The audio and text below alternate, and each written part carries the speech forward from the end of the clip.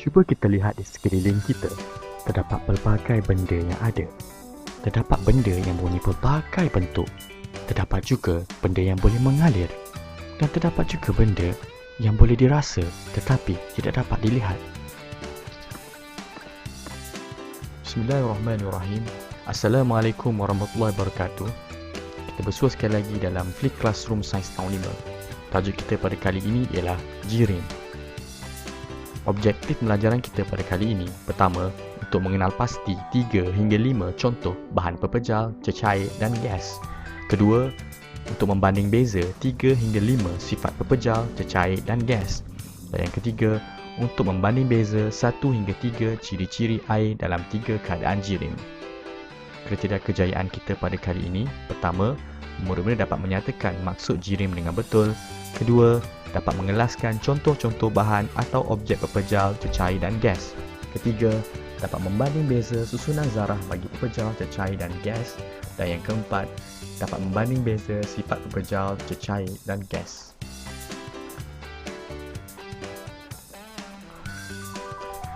Baiklah murid-murid, kita mulakan pembelajaran kita pada kali ini dengan melakukan aktuja, iaitu aktiviti yang mengujakan. Kali ini, kita akan laksanakan aktiviti dinamakan sebagai Oobleck. Murid-murid akan membuat Oobleck, iaitu slime buatan sendiri.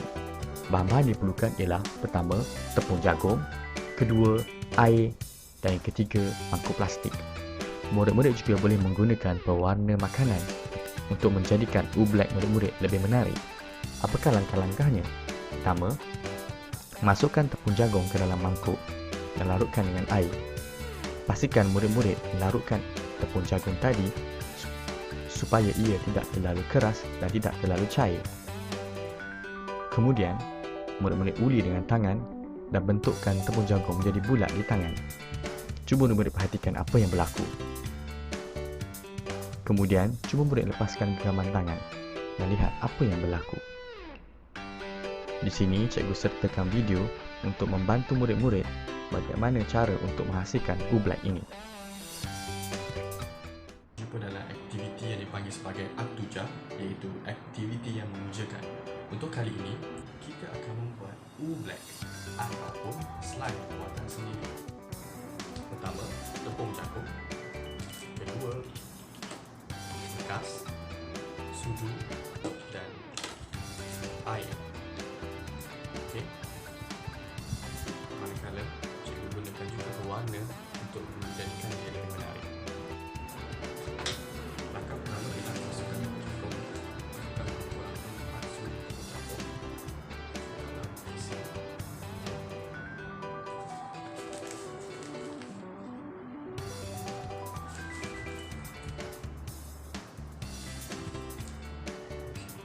Masukkan sedikit demi sedikit ya, mengikut kesesuaian supaya dia tidak terlalu cair dan tidak terlalu pekat.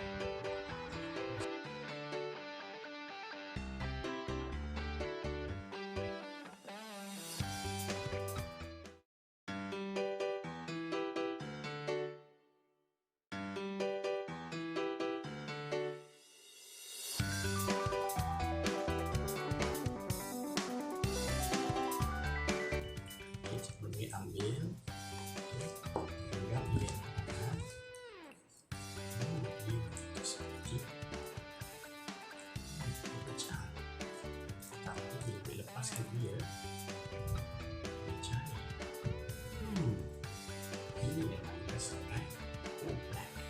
Okey.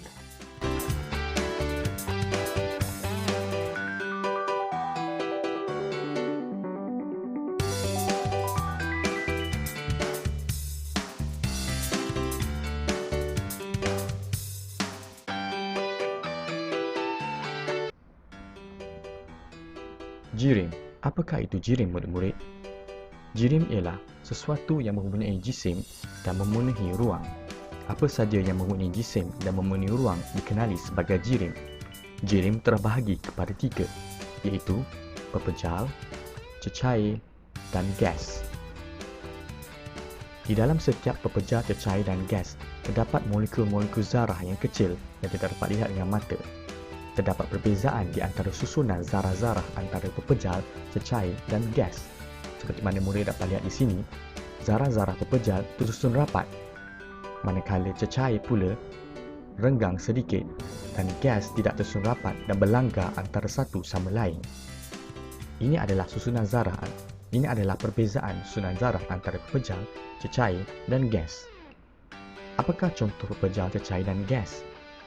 Pepejal ialah objek-objek yang berada di sekeliling kita yang dapat kita lihat yang mempunyai bentuk, sebagai contoh cawan, kerusi, batu bata, berlian dan ais. Ini adalah beberapa contoh pepejal yang berada di sekeliling kita. Manakala cecair pula ialah terdiri daripada air, susu, minyak dan jus minuman.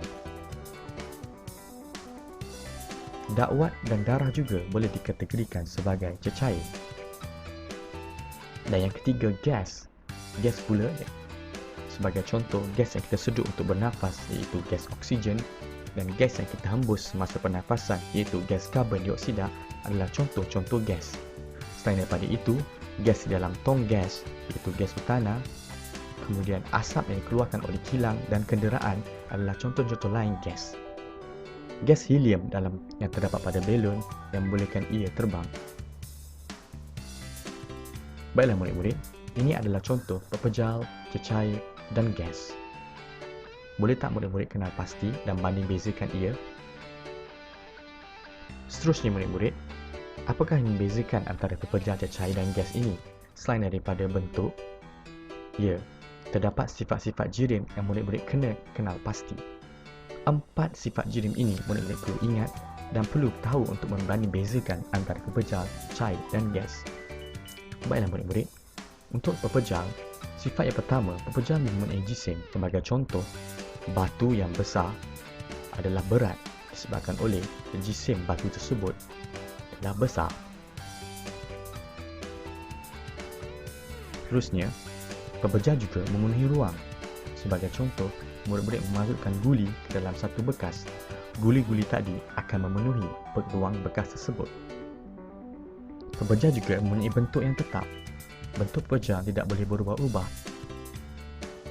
kecuali ia dikenakan tekanan yang kuat. Pepejal mempunyai bentuk yang tetap, seperti mana murid boleh melihat pada objek sekeliling murid-murid seperti batu, kayu. Ia tidak berubah bentuknya. Dan yang terakhir, pepejal tidak boleh dimampatkan. Pepejal tidak boleh dibentuk untuk menjadikan bentuk lain. Sebagai contoh, batu untuk dimasukkan ke dalam bekas yang kecil, kita tak boleh menekan batu tersebut supaya ia masuk dalam bekas yang kecil kerana ia boleh merosakkan bekas tersebut. Ini yang maksudkan bahawa pepejal tidak boleh dimampatkan. Sifat jirim untuk cecair. Pertama, cecair mempunyai jisim. Cecair juga seperti pepejal, di mana ia mempunyai jisim yang tetap dan tidak berubah-ubah. Seterusnya, cecair juga memenuhi ruang. Sebagai contoh, anda menuangkan air ke dalam satu bikar. Air tadi akan memenuhi bikar tersebut. Seterusnya, cecair tidak mempunyai bentuk yang tetap, di mana cecair akan mengikut bentuk bekas yang diletakkannya. Sekiranya bentuk bekas itu bulat, maka cecair akan berbentuk bulat. Sekiranya bentuk bekas itu silinder, maka cecair akan berbentuk silinder. Dan yang terakhir, cecair juga tidak boleh dimampatkan. Sebagai contoh, cecair tidak boleh dimasukkan ke dalam sesuatu bekas yang lebih kecil. Ia akan menyebabkan bekas tersebut pecah dan cecair tadi akan melimpah. Ini menunjukkan bahawa cecair tidak boleh dimampatkan. Seterusnya, gas. Gas juga mempunyai jisim yang tetap. Walaupun kebanyakan gas tidak dapat dilihat, ia mempunyai jisim. Sebagai contoh, tong gas rumah murid-murid. Berat bukan? Ini menunjukkan bahawa gas mempunyai jisim. Kedua, gas memenuhi ruang. Sekiranya gas dimasukkan ke dalam satu kawasan, sebagai contoh asap, ia memenuhi kawasan tersebut. Seterusnya, gas juga tidak mempunyai bentuk yang tetap.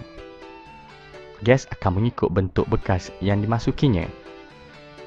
Contoh yang mudah ialah belon yang dijual di pasar malam. Pelbagai bentuk bukan? Ada bentuk kartun, ada bentuk bulat, ada bentuk bintang. Ini menunjukkan bahawa gas tidak mempunyai bentuk yang tetap.